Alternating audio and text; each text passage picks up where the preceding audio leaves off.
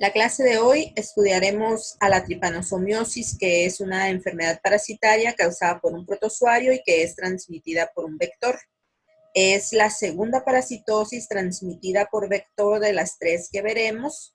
La primera fue el paludismo y la tercera será la leishmaniosis. La tripanosomiosis es una zoonosis, es decir, es una enfermedad que puede ser transmitida de los animales al hombre y viceversa. Esta zoonosis es producida por protozoarios monoflagelados, como pueden ver en la imagen, que pertenecen a la familia Trypanosomatidae, al orden Cinetoplastida y al género Trypanosoma. Esta enfermedad es transmitida por insectos que se alimentan de la sangre del hombre y de una gran cantidad de animales más. El género Trypanosoma se divide en dos secciones, la sección estercoraria y la sección salivaria. En los protozoarios que pertenecen a la sección estercoraria, las formas infectantes del parásito son transmitidas por las deyecciones del insecto vector, mientras que en la sección salivaria, como su nombre lo indica, la fase infectante del parásito es transmitida a través de la saliva del vector.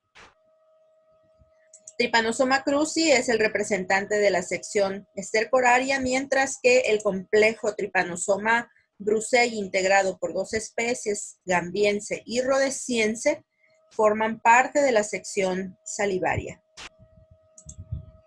Con base en la información que les acabo de mencionar, ustedes pueden inferir que entonces existen dos tipos de tripanosomiosis. Estas dos enfermedades van a tener diferente agente causal, van a tener distinta localización geográfica y son transmitidas por dos vectores diferentes. Me refiero a la tripanosomiosis americana y a la tripanosomiosis africana. La tripanosomiosis americana se presenta en nuestro continente y es causada por Trypanosoma cruzi. Es transmitida por vectores del género Triatoma. La tripanosomiosis americana se denomina también enfermedad de Chagas en honor al descubridor del parásito. Por otro lado, se encuentra la tripanosomiosis africana o enfermedad del sueño, que es causada por el complejo Trypanosoma brucei y es transmitida por moscas del género Glossina. Yo les voy a hablar de la enfermedad de Chagas o tripanosomiosis americana, que es una parasitosis considerada un grave problema de salud pública en el continente americano, sobre todo en América Latina. La tripanosomiosis americana, como ya les mencioné, es una zoonosis cuyo agente etiológico es Trypanosoma cruzi. Trypanosoma cruzi es un hemoprotozoario intracelular monoflagelado que pertenece al orden Cinetoplastida. Un rasgo característico de los miembros de este orden es una estructura llamada cinetoplasto, que es DNA circular que se encuentra presente en la única mitocondria del parásito. La tripanosomiosis americana es transmitida por insectos hematófagos del género Triatoma. Estos insectos son conocidos comúnmente como chinches besuconas, hociconas, chinches de Compostela, pinchuca, entre otros nombres. La tripanosomiosis americana o enfermedad de Chagas afecta a diferentes órganos, especialmente corazón y sistema digestivo. El médico e investigador brasileño Carlos Chagas destaca en la historia de la medicina tropical por ser el único investigador que ha descrito una nueva enfermedad infecciosa en todos sus aspectos. Chagas descubrió al parásito causante, al vector transmisor, definió el ciclo de vida del parásito y sus reservorios naturales, así como a la enfermedad misma. Fue en 1908 cuando descubrió al parásito y al año siguiente, en 1909, lo identificó como causante de la infección que padecía una niña de 2 años. Chagas descubrió que el parásito estaba presente también en el intestino de un insecto conocido en América con diferentes nombres, entre ellos chinche besucona, porque pica a sus víctimas en la cara mientras duermen. Chagas creyó que la principal vía de transmisión de la infección era la picadura del triatoma. En realidad, la transmisión se produce a través de las heces del insecto, el cual defeca en la piel de la víctima mientras se alimenta de su sangre. Obviamente, esto no resta importancia a los logros de Chagas. Después de identificar al patógeno como una nueva especie de tripanosoma, le dio el nombre de Trypanosoma cruzi en honor al gran científico brasileño Osvaldo Cruz, quien fue su jefe y mentor. La tripanosomiosis americana fue llamada enfermedad de Chagas en su honor. En cuanto a la epidemiología, se ha estimado que existen en promedio 20 millones de personas con la parasitosis en América Latina y alrededor de 100 millones están en riesgo de contraer esta parasitosis. De las personas infectadas, del 10 al 40% presentan manifestaciones clínicas de la enfermedad. Cerca del 40% de ellas desarrollan lesiones cardíacas crónicas y digestivas irreversibles. En América Latina, la enfermedad de Chagas es la cuarta causa de morbilidad entre las enfermedades infecciosas y la tercera entre las 8 principales enfermedades infecciosas tropicales.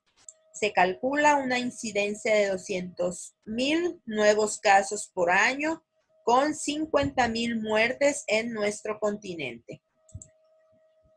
Actualmente la enfermedad de Chagas es uno de los mayores problemas de salud pública en América Latina. Afecta a los habitantes de 16 países del continente que coinciden con el área de distribución de los insectos transmisores, los cuales están perfectamente bien adaptados a las viviendas humanas. La enfermedad de Chagas es endémica en América Latina con una distribución que va desde México hasta el sur del continente. Se estima que el 15% de la población total de estos países se encuentra afectada. En México, Oaxaca, Chiapas, Veracruz, Michoacán, Guerrero, Tabasco y Quintana Roo son los estados más afectados por la enfermedad de Chagas. En nuestro país, esta enfermedad actualmente se encuentra completamente desatendida por parte del sector salud. Prueba de ello son los nulos registros de enfermos en la clínica y la nula vigilancia del vector por parte de este sector. Es una enfermedad subestimada, ya que solamente el 5% de los infectados presenta síntomas, además de que la población no demanda atención para esta enfermedad. La enfermedad de Chagas se encuentra asociada a la pobreza y a las malas condiciones de vivienda. Se localiza ampliamente distribuida en las áreas rurales de México y en las zonas marginadas de las grandes ciudades. Esta enfermedad, más que ninguna otra, está íntimamente ligada con el desarrollo económico y social. En un principio, la enfermedad de Chagas estaba confinada a las zonas rurales de la región de las Américas, principalmente América Latina. Sin embargo, debido principalmente a la mayor movilidad de la población en los últimos años, la mayoría de las personas infectadas han pasado a vivir a entornos urbanos y la enfermedad se ha ido detectando cada vez más en los Estados Unidos, en Canadá, en muchos países europeos, en algunos africanos, del Mediterráneo oriental y del Pacífico occidental. El 80% de los casos observados de tripanosomiosis americana en seres humanos se debe a la transmisión por el vector a través de sus heces. También puede transmitirse el parásito al realizar transfusiones con sangre infectada. En México tenemos una cifra importante de serología positiva a la enfermedad de Chagas en algunas regiones, por lo tanto debería ser obligatoria la prueba diagnóstica en los donadores y así evitar este tipo de transmisión. La vía congénita se considera una causa importante de transmisión de la enfermedad. Se ha descrito que el producto que nace con la enfermedad de Chagas congénita muestra bajo peso al nacer, problemas respiratorios, el más común de los cuales es la neumonía, o bien muestra alteraciones del sistema digestivo. También puede presentarse la muerte intrauterina. Vías menos frecuentes de transmisión son la vía lactogénica, la vía oral mediante la ingestión de alimentos contaminados con triatomas infectados o sus deyecciones, por trasplante de órganos o bien por contaminación accidental en el laboratorio al manipular chinches, cultivos de Trypanosoma cruzi o por contacto directo con material biológico proveniente de sujetos infectados.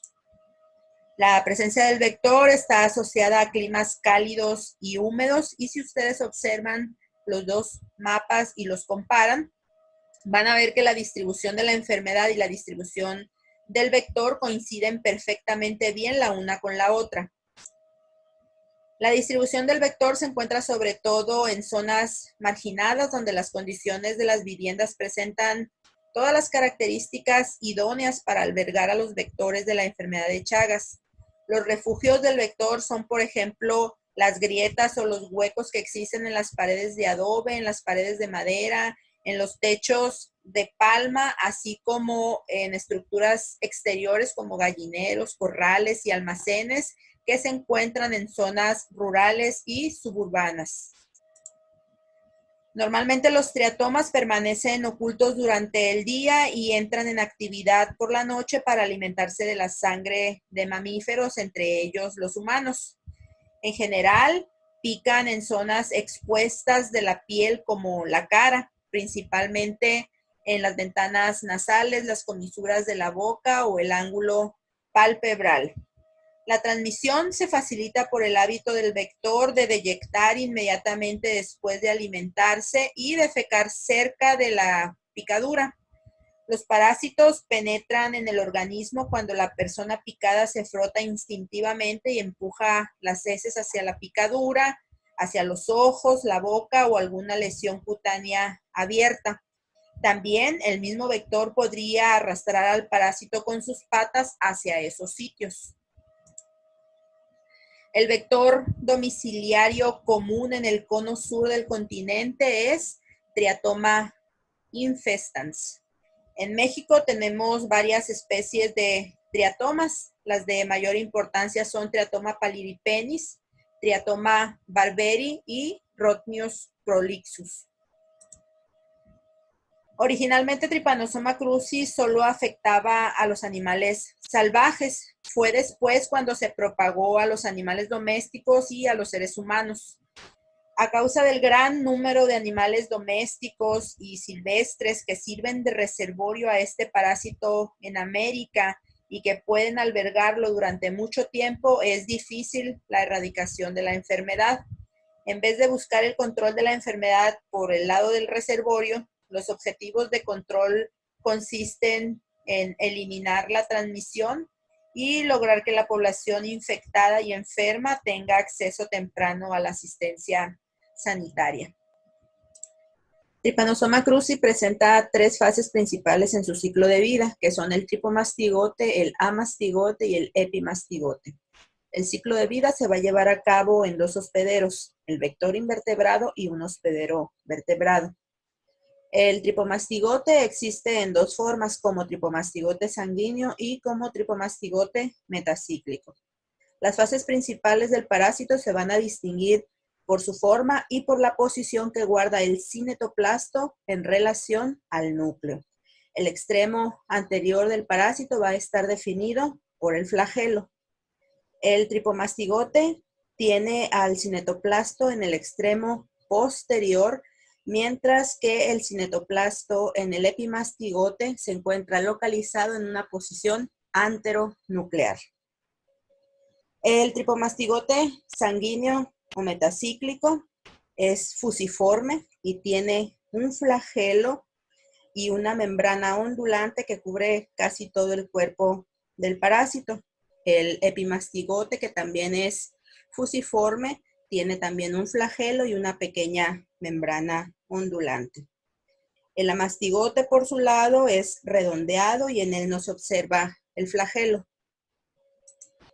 Para seguir hablando de las características de las fases, vamos a ver brevemente el ciclo de vida. Los tripomastigotes sanguíneos son la fase infectante para el vector, para el triatoma. Cuando éste se alimenta de la sangre de un hospedero vertebrado infectado, se lleva estas formas. Una vez en el interior del triatoma se van a transformar en epimastigotes y se van a reproducir por fisión binaria en el intestino medio del triatoma. Posteriormente, los epimastigotes se van a transformar en tripomastigotes metacíclicos en el intestino posterior o distal del triatoma. Se van a depositar junto con las heces del triatoma y van a ser la fase infectante para el hospedero vertebrado. Una vez en el interior del hospedero vertebrado, estos tripomastigotes metacíclicos se van a introducir a las células y se van a transformar en amastigotes, los cuales se multiplican intensamente y revientan a la célula parasitada. Los amastigotes pueden infectar nuevas células cuando quedan libres, o bien pueden transformarse en tripomastigotes sanguíneos para continuar con el ciclo. Una vez dicho esto, podemos ver más características de las fases del parásito. Aquí tenemos al tripomastigote. ¿Por qué digo que el tripomastigote? Bueno, porque es el que contiene al cinetoplasto en el extremo posterior. Esta fase tiene un flagelo y tiene una membrana ondulante que cubre, como les dije hace un momento, prácticamente todo el cuerpo del parásito. El flagelo nace en una estructura que se denomina cuerpo basal o blefaroplasto. Aquí tenemos al núcleo, podemos observar que esta fase es fusiforme y que tiene una longitud de 20 a 25 micras. El tripomastigote sanguíneo, como su nombre lo indica, se encuentra en la sangre de los hospederos vertebrados. Es la fase infectante para el triatoma, es una forma no replicativa y se va a transformar en epimastigote. El tripomastigote metacíclico, por su parte, se encuentra en el intestino posterior o distal del vector y es la fase que sale con las heces del triatoma. Esta fase es infectante para el hombre y para otros animales. Va a penetrar por las mucosas del hospedero y va a infectar sus células. El tripomastigote metacíclico no es una fase replicativa y dentro de la célula del hospedero se va a transformar en un amastigote. Aquí tenemos al epimastigote y la característica es que el cinetoplasto se encuentra localizado, se dice que anteronuclearmente, porque está en la parte o en el extremo anterior con relación al núcleo. Esta fase también tiene un flagelo, pero tiene una membrana ondulante pequeña, la cual hace que esta fase sea menos móvil con relación a los tripomastigotes. También tiene su cuerpo basal o blefaroplasto. También es fusiforme y su longitud es de 20 a 25 micras. Esta fase deriva del tripomastigote sanguíneo. Se va a encontrar en el intestino medio del triatoma. Se va a multiplicar profusamente en el intestino del vector para dar lugar a los tripomastigotes metacíclicos. Aquí tenemos a las dos fases para que observen claramente la diferencia entre ellos. Lo más notable es la membrana ondulante en el tripomastigote, que es mucho más larga y que cubre la totalidad del cuerpo del parásito. Otra característica importante es la posición del cinetoplasto. Aquí se encuentra en el extremo posterior, mientras que aquí se encuentra de manera anteronuclear.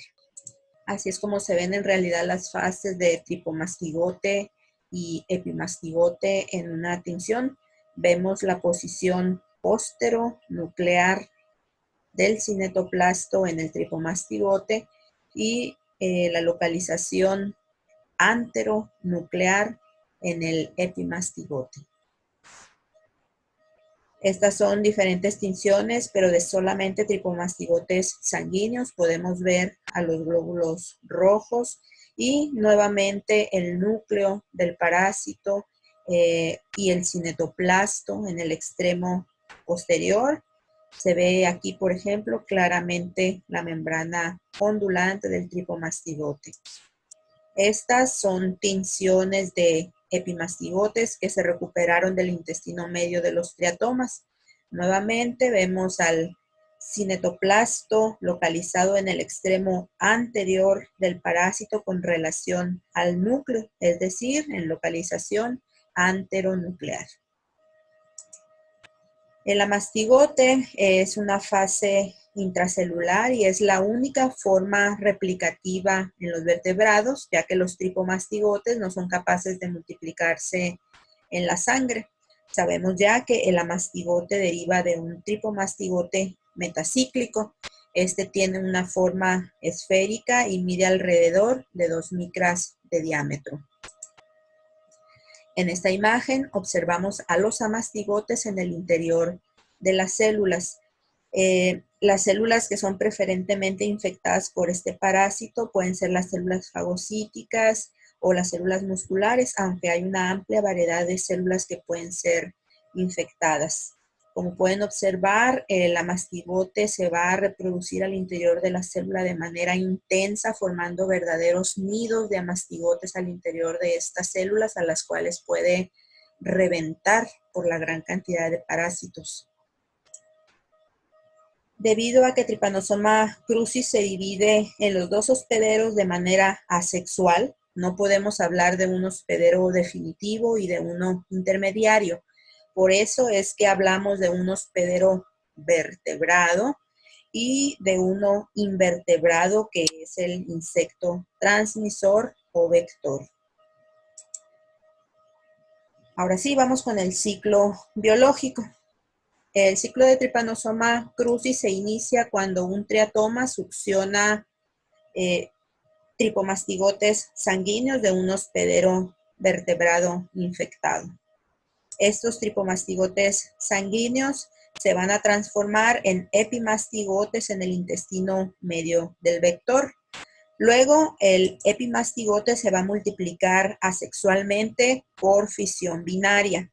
El epimastigote va a migrar al intestino posterior del triatoma y se va a transformar en un tripomastigote metacíclico.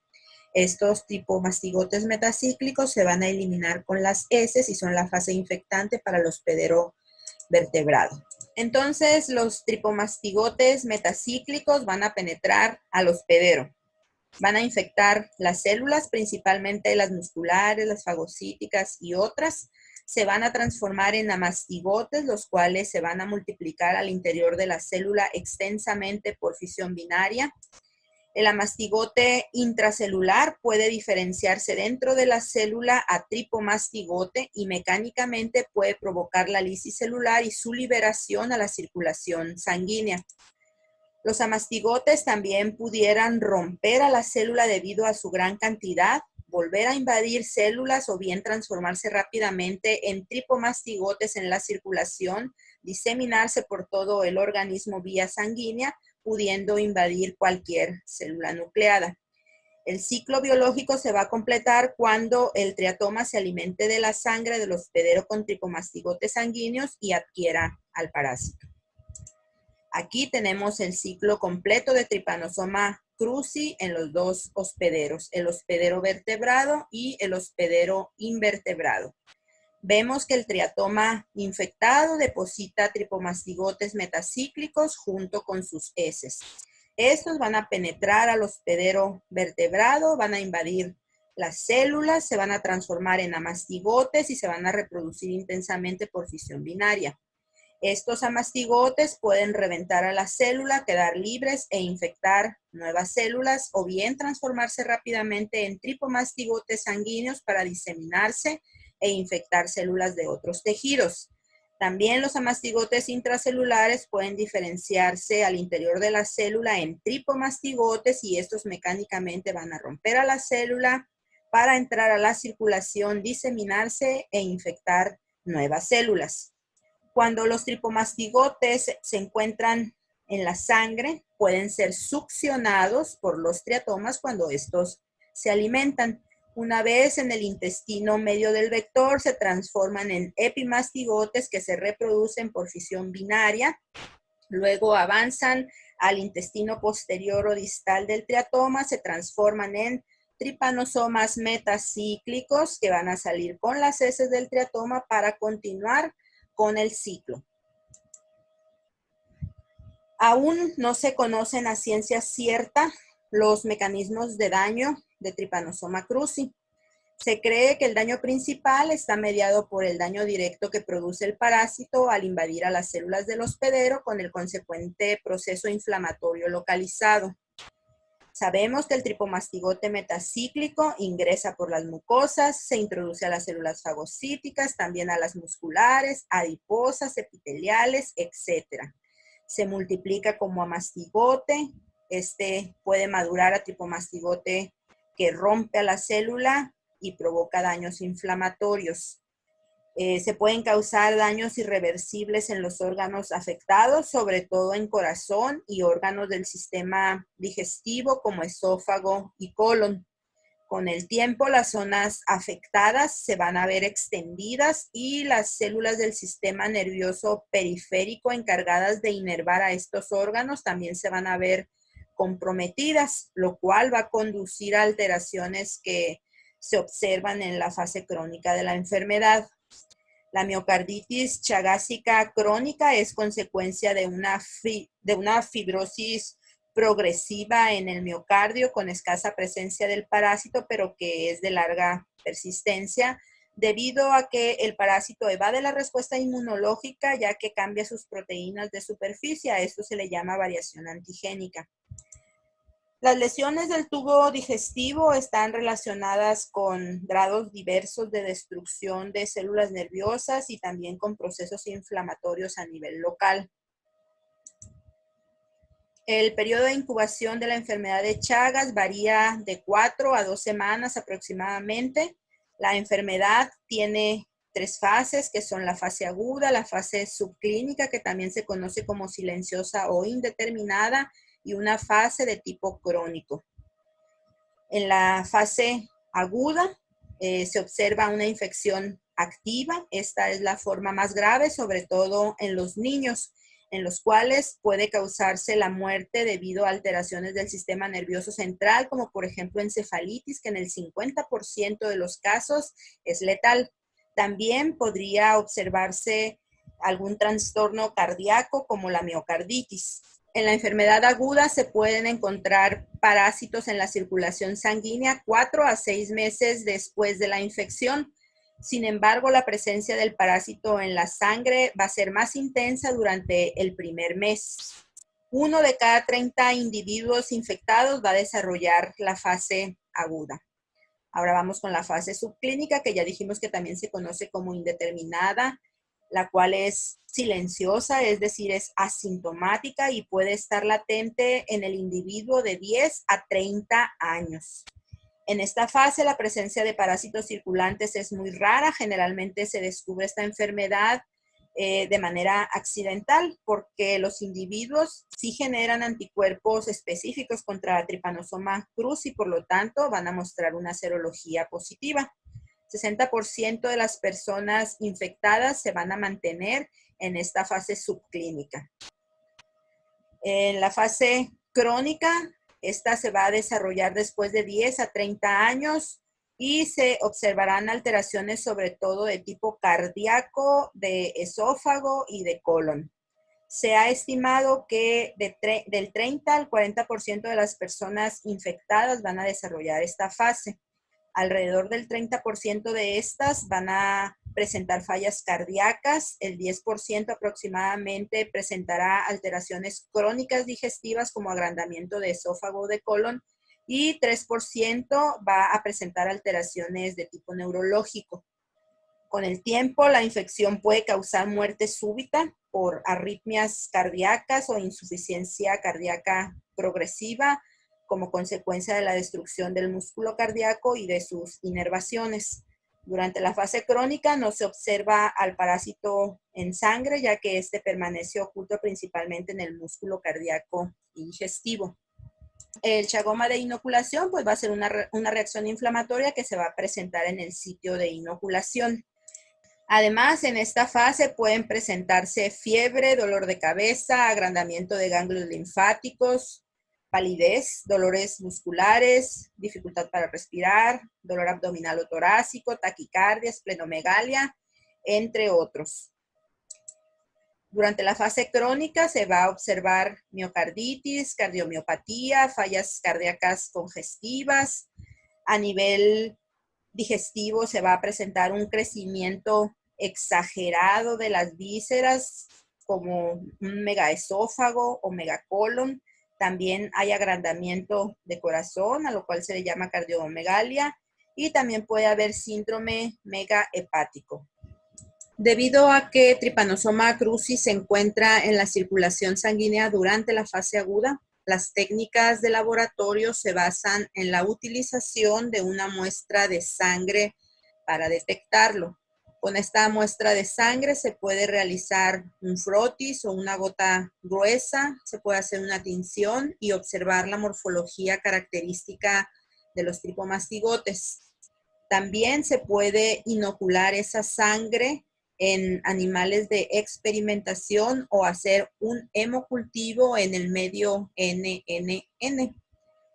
Se pueden hacer también biopsias de ganglios o pruebas moleculares como la PCR. También se pueden realizar técnicas inmunológicas.